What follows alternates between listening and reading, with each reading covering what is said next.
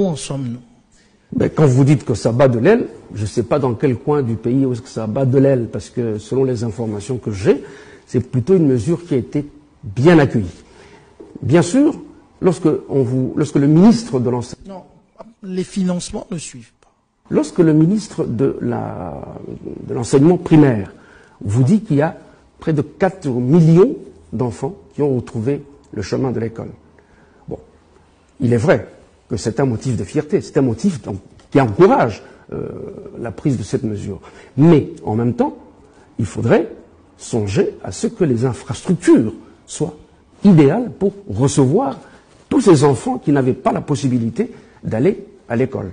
Il y a des structures qui sont en train d'être construites, rien que pour le programme d'urgence des 100 jours, il y a, je crois, plus de 119 écoles qui ont été construites. Vous me direz que ce n'est pas suffisant, mais il y a déjà ça. Ces 119 écoles qui sont construites, d'autres sont en train d'être réhabilitées, d'autres sont en train d'être, comment dirais-je, reconditionnées.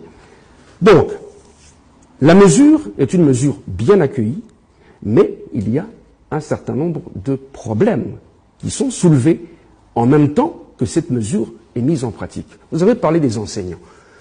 Je crois que le ministère de l'enseignement primaire, de même que le ministère des Finances, ont déjà répondu à votre question. Je crois que les enseignants qui n'étaient pas pris en compte vont l'être au cours de ce mois qui va commencer.